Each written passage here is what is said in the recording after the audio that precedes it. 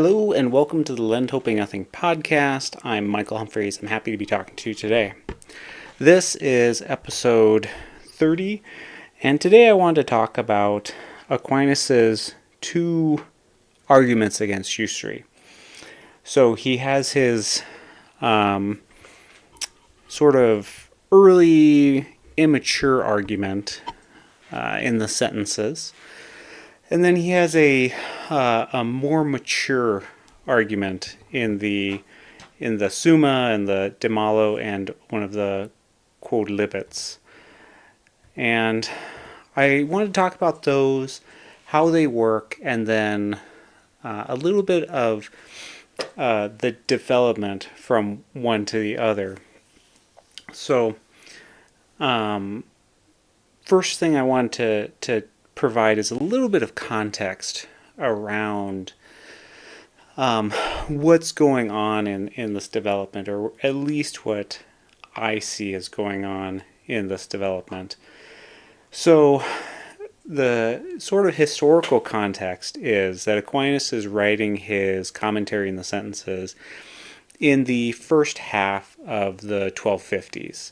So like 1252 to 1255, 56, and this is while he's in Paris, and so and he's teaching as a bachelor and then writing the commentary, and so one of the sort of important things is that this comes before the actual Latin translation of Aristotle's Politics becomes available in around 1260.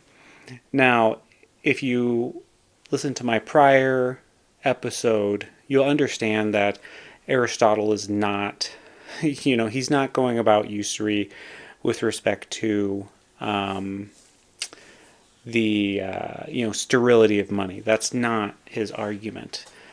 It's not a focus of his whole the arc of chapters 8, 9, and 10 of book 1 of the Politics. And Aquinas follows this. He doesn't, take much note of it. He recognizes it and he acknowledges that that's something that Aquinas said, or that Aristotle says, but it's not something that ever makes it into any of his works as, a premise. But yeah, if you're interested in that, go check out that video. And so the Politics, as I'll discuss later on, does actually have, I think, a big influence on the development of his thought.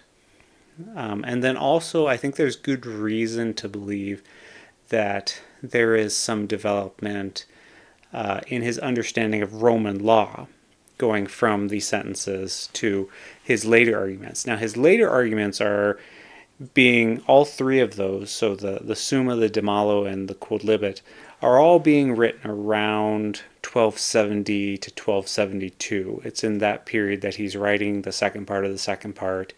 He's writing the De Malo, he's writing that third Quodlibet.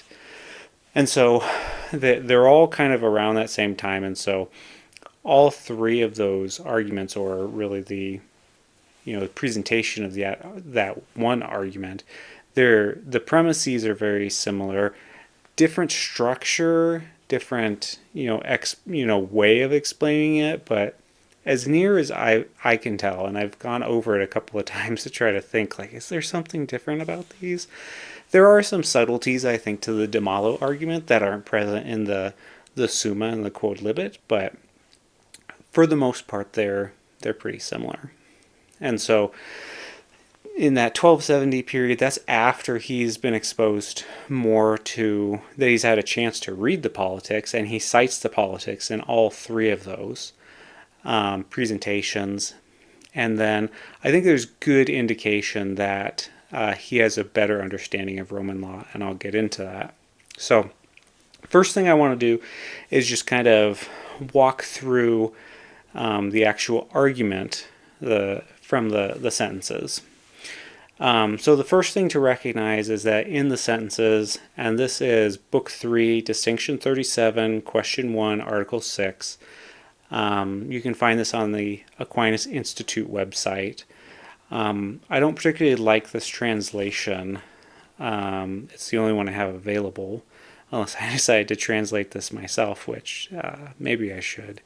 I guess I also have Noonan's translation, but I don't know that his I think is, if I recall, is pretty literal. But I don't ever want to put I rarely want to put Noonan in a good light, because his commentary on Aquinas in particular is so terrible, and it's so unfortunate that he's considered to be magisterial with respect to the scholastic tradition, that I think he really needs to be taken down from that pedestal. And Brian McCall tries to do that in his book on usury. I don't think it's very effective, or I don't think he succeeds in his argument.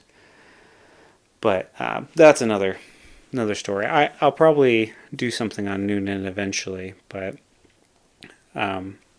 that's a later project. So, but yeah. So in the commentary on the sentences, Aquinas really looks at three different arguments. The first argument is one that's really coming from canon law, and it's from the Paleoegens, and this is one that Alexander of Hales also looks at. Raymond of Pennefort also looks at it. And so there's multiple ways that Aquinas probably got exposed to that argument. Which one's definitive, is neither here nor there. But that's one argument, and he rejects it. The second one is the argument from mutuum, and really this is not the argument from consumption that he'll make use of in his later works. This is really goes to just what happens in the mutuum. So it's the transfer of ownership, and that's kind of it exclusively. Now, if I recall correctly, I think that's the argument that St. Albert the Great puts forward, and so he might have gotten it from that angle, but he only says that it seems sufficiently probable. It's satis probabilis. So what he means exactly by that is disputed.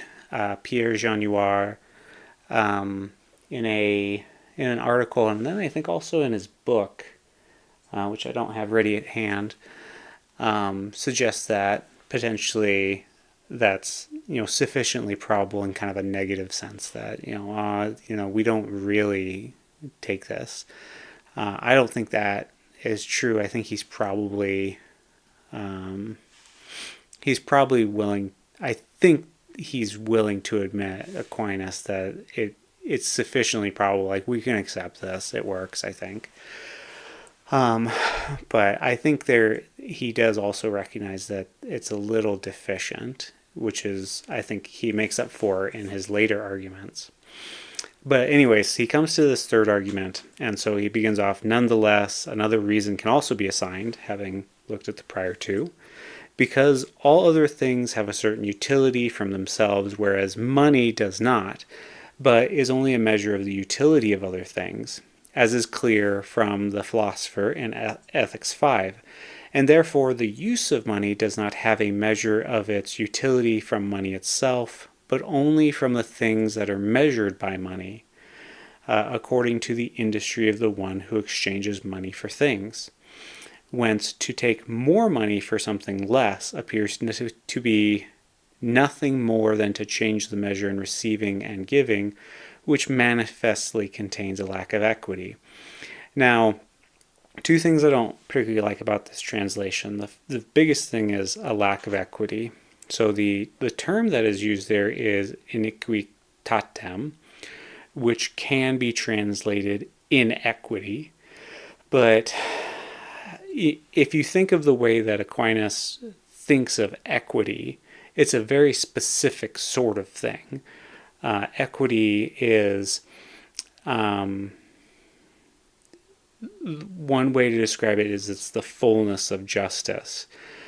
And so when the letter of the law is the way it's kind of explained, when the letter of the law would produce a result that causes harm, which is contrary to the intention of the law in the first place, which is ordered to the common good, when it would cause some sort of harm that way, what you do is you potentially depart from the letter of the law, but follow fully the intention. And so it brings a more full intention, and so a fuller justice there. Like, speed limits. Those are not meant to cause harm. So, if you need to get to the hospital or something, or, lower speed limits, like you can only go 40 on the interstate, but there's a snowstorm and you have to go 25. Like, these are not things that are, you're trying to follow the intention of the law rather than the letter of the law. And so there's a very specific meaning of equity, and that's not what Aquinas means here. Iniquity, I think, here is better understood as injustice, evil, a lack of equality sort of thing. And that's what I think he's getting at. So I think that's a poor choice of translation. The other thing is, according to the industry of the one who exchanges money for things, the according to the industry is just not in the Latin, because it's secundum differentiam eius quia pecuniam ad res gens mutat. And pardon me for all of those mispronunciations, but really it's saying according to the difference of him, of who exchanges money for things. He doesn't say industry there. I think the translator is probably pulling that from, the ethics potentially, and maybe even Aquinas' commentary on the ethics. But those are just two things I take issue with there. Now, the argument in itself, the big thing I want to recognize, though, is that it focuses on money in its formality, in its essence, rather than something else. So it has very much tied to the nature of money. And so this is the driving force behind it. And so the issue, though, with focusing on money in this way is that it lacks the generality of being able to explain why, a loan of wheat or wine or whatever would also be usury if you demanded something more in return. So it sort of lacks that generality, that there's no such thing as like, me and my neighbor like being like, okay, I'll give you a cup of sugar that you're going to use for baking, but you have to give me a cup and a half back. Like, there's nothing in that has to do with money. Like, you can try to kind of, bring money in there as the, sort of supervening measure between the things, but you don't need to. You could engage in that exchange if money didn't even exist. So it lacks a level of generality, because the entire tradition recognizes that usury is more than money.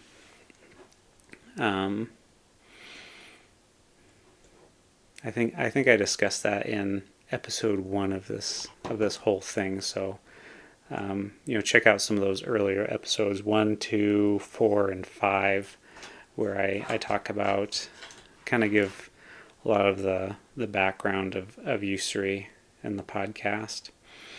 The other thing is that Aquinas here is talking about, because he focuses on money and money as a measure, it doesn't have the specificity of loans. Like, you could apply this argument just as much to, I don't know, buying and selling, as well as loans.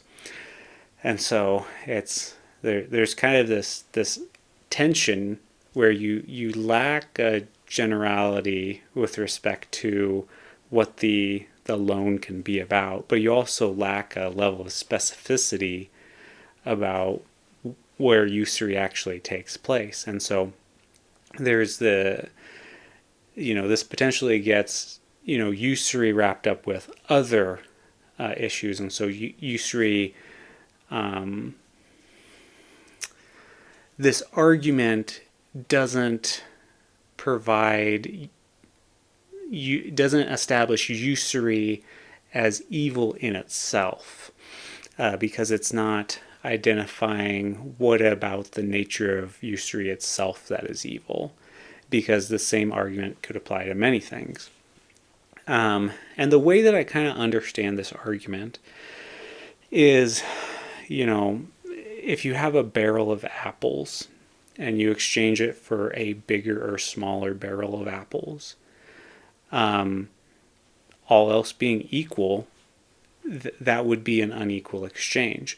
Now, that all else being equal is very important, because, if they're a different species of apple, if they're, better quality, fresher, whatever, then, the quantity could differ based on a supervening measure.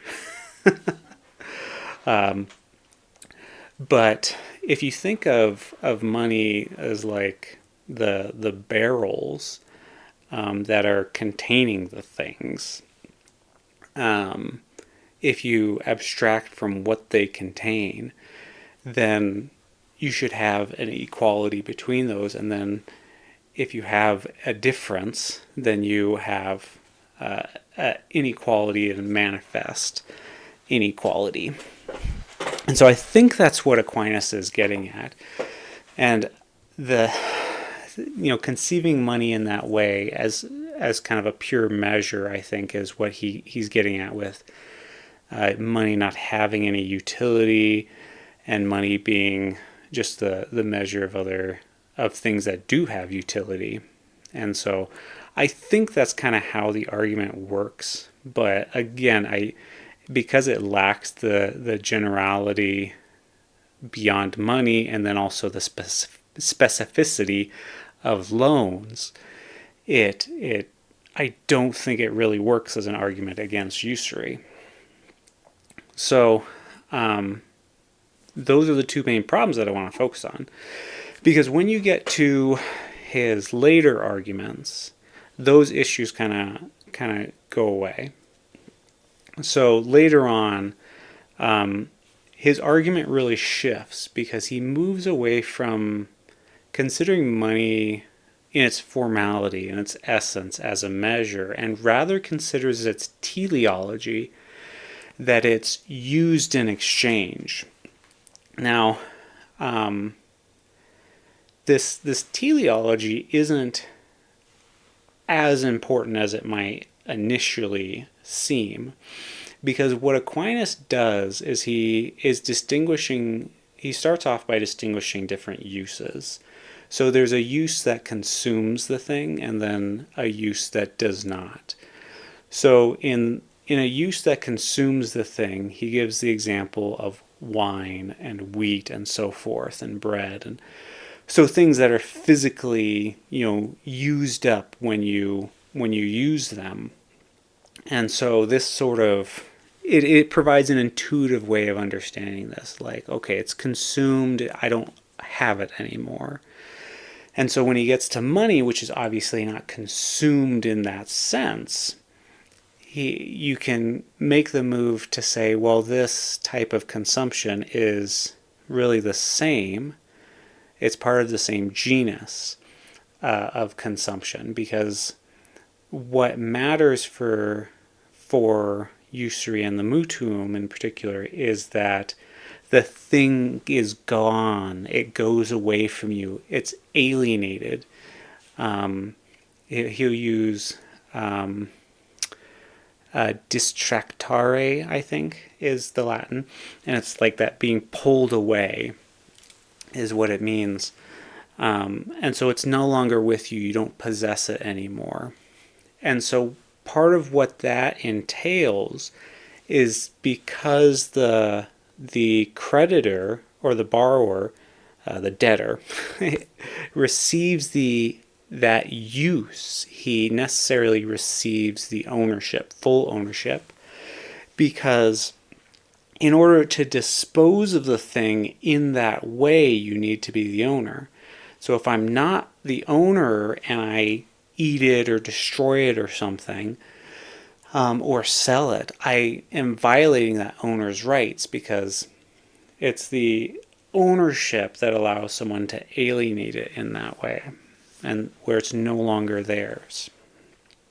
And so that's one particular use. And so in that case, the creditor or lender grants the thing full ownership to the borrower, and in equality returns the full ownership back in equal quantity.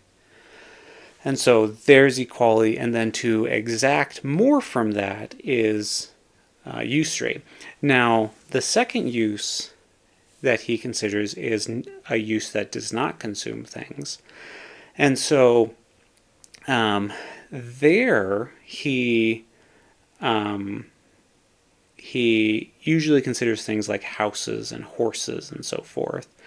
So you can use them without using them up, without destroying them. And so he'll say, living in a house, it doesn't destroy it, though its deterioration is accidental to that use. And so what that allows is, so I can grant you the use of the house without handing over ownership. And so you can use it without disposing of it in the way that an owner can. And so what happens there is I give you possession along with the use. You return possession back to me. But then there is the use that remains. And so you can make a charge for that use. And that is what the rent on a lease is it's the price of the use of the thing. So that use as separable from the ownership is what allows rent. And in the case of the mutuum, where you are granting a use consuming or a consuming use, you can't have that because there's no other use to charge for. And so that's the distinction he makes. And then and I'm looking particularly at the Summa here. And in the final part, he'll say, well, money falls into the first category. Now, the thing here is that this becomes specific about the loan, because loans are defined by granting a particular use of a thing. And so and he discusses this in the question 62 on the parts of justice, article 3 or 4. He'll discuss different contracts, which really he divides up into different ends that we pursue in these different commutations, really. Because there's more contracts than commutations. And so So a loan for use, a comodatum, you grant the use of the thing, wanting it returned later, but you're granting a use that doesn't consume it. So this is like a library loan. So I get the library loan and they're expecting it back, but I can use it, but I can't sell it, I can't destroy it. And so there's a distinction there. And so this allows him to get this into specifically the mutuum. So he's able to establish an argument that really brings it down to the moral object, the specific nature of the act, which gives usury, which allows him to then say, well, the moral object itself is evil. And so that allows him to proceed on that path. So that specificity to the mutuum. And the second point is that he's able to expand this because it's based on consumption. It's based on this this broad sense of consumption. So alienation is what I prefer to talk about. He's able to much more broadly talk about this. So it's not just money, it's food, it's other things that you can consume. Now, this whole notion of consumption is coming from Roman law. There's, passages. There's I think a whole title, if not, no, it's a title. It's not a book on things consumed in use, and how you can deal with that. So he's obviously much more aware of this notion of consumption and its role in Roman law at this point. 15, 20 years after writing the sentences. So he's had a lot of time to develop his thought here. Now, Aristotle, the Politics, not chapter 10, where where Aristotle talks about usury, tokos, and so forth. Rather, chapter 9, where he talks about that everything has two uses, one that is proper and one that is improper. Improper here is not meant morally, it's just proper as to its nature, and then improper as not to its nature. And so Aristotle gives the example of shoes. The proper use of shoes is wearing them. And Aquinas will recognize, okay, well, wearing them doesn't consume them. You can rent that. That's fine. But you can also sell shoes, and you're selling shoes as shoes. Now, it's not proper to the nature of shoes as such to be sold because they're for the sake of wearing. Rather, it is proper to the nature of shoes to be worn. And so selling is improper, but you're selling the shoes as shoes. No one buys shoes not as shoes. So Aristotle introduces this distinction of different uses of the same thing.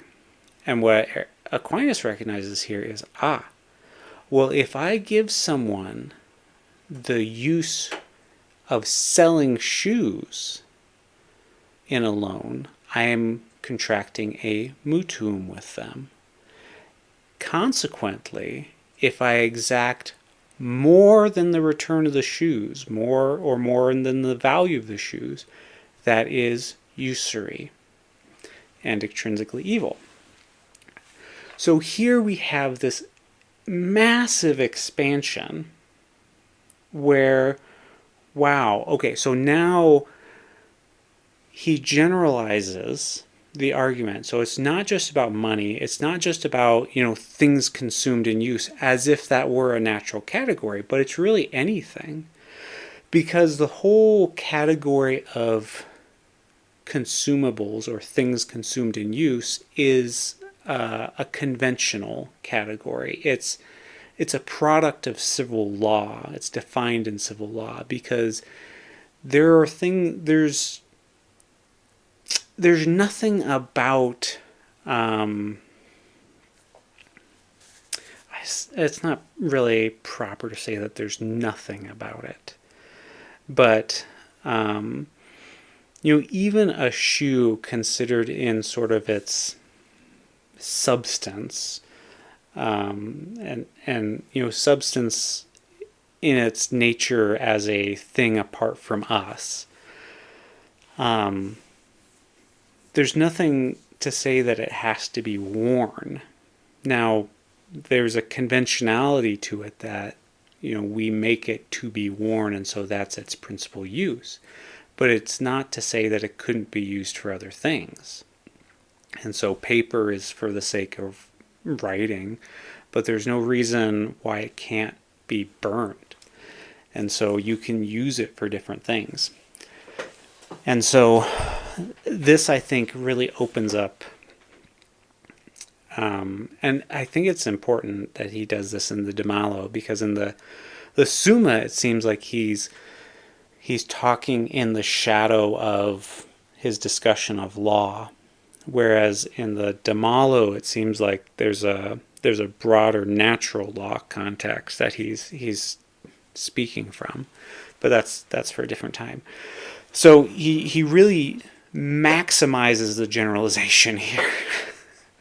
Really, anything that could be bought or sold or destroyed, really. So any physical thing that can be bought and sold can be not only, at least in principle, not necessarily according to law, but in principle could be the object of a mutuum. So, okay, so then he generalizes it. So he solves the specificity problem by doing the consumption thing. He solves the generalization problem by looking at multiple uses. Now, a consequence, though, of this multiple use is money is not merely used for exchange. So he gets this, I think, in part from Aristotle, but it's also, I think, coming from the Roman jurist Ulpian. And what Ulpian says, whether it comes through canon law or whatever, is not a big concern to me, but it's clearly something that impacts the scholastic tradition, because Peter of John Olivey talks about this as well, as does, I think, Alexander of Hales does, Gerard of Siena, and then the later scholastics in the 15th and 16th centuries. We'll mention this as well. And so what Ulpian says, and let me just pull it up real quick. So this is from the Digest. Ulpian says, things consumed by use cannot be the subject of a loan for use. So remember, a loan for use, that's the comodatum. It's like a gratuitous lease. And so you're giving a use that doesn't consume it and expecting the same thing back in return. I didn't explain that fully, completely earlier, but that's what it is. And so really the comodatum only allows for a use that doesn't consume the thing. And so if you have things that are consumed by use, of course they can't be part of a comodatum. That would be the wrong sort of thing. But what Ulpian goes on to say is, unless they happen to be given to someone for ceremony or display. Now this is a big shift, because this is recognizing that, hey, things consumed in use, that's not a rigid category, because even though the sort of proper use of those things is to be consumed, you can still give them for ceremony or display. Aquinas discusses this in the Summa, but he spends a lot more time on it in the De Malo. And so then you have this generalization where, okay, so anything is now subject to a mutuum, but also anything is subject to a lease as well, at least in principle. So there's always the caveat of what is lawful and what is established by law, which is something that is a big concern for Aquinas. And so then the issue then becomes it can't be about the thing itself, the object in its nature. It has to be about the property relations that establish. So it's important that ownership is transferred in the mutuum, but not the lease, because that's really what's establishing the relationships about what is due and what you can charge for. And so this is a big development in the thinking of St. Thomas, and the way he addresses this problem. And so it really clarifies what we mean by the mutuum and why it is and is not evil, or why the mutuum at a profit is evil, but the lease at a profit is not. And so that, I think, is the arc of his development in his thinking, is that he's able to satisfy that. Now, I will say that, going from Aquinas, into the later scholastics of the 16th and 17th centuries, and then the neo-scholastics and the manualists, it seems like some of that is definitely lost. I haven't dug deep into it, but I think it was Molina was kind of confused by things consumed in use, and like Dempsey brings up the issue, Bernard Dempsey in the early 20th century, like, well, what about fungible, replaceable things? And it's like, no, it's not about the thing, it's about the property relations. And then like a lease, it seems like I haven't read Juan de Lugo on leases, so it might be a little bit different, but it seems like what he argues, at least when he discusses leases in his section on usury, his questions on usury, is that what justifies the payment in a lease has more to do with what the leaser not having it, more than that he gives the use. And so some of the neo-scholastics and manualists will even talk this way as well. Well, what really matters is, the lease is about that you're suffering this privation, rather than you're engaging in a commutation, that you're giving something for something else.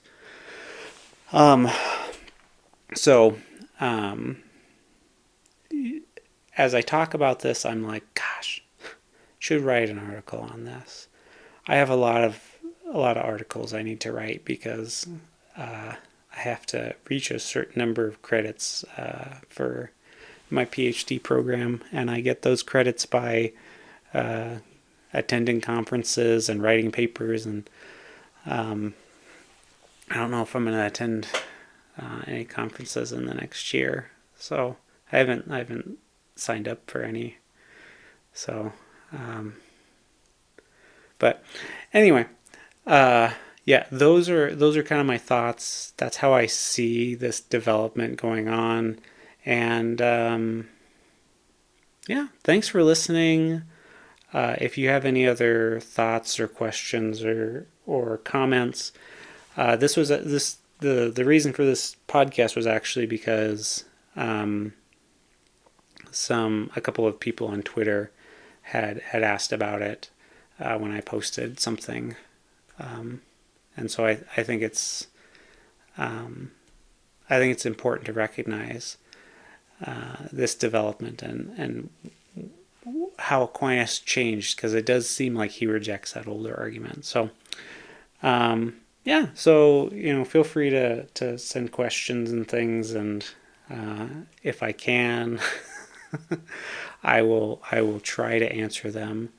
I have received a number of questions, which I am not entirely sure of, or require a lot more historical investigation than I am capable of doing at the moment. So, but yeah, have a nice day.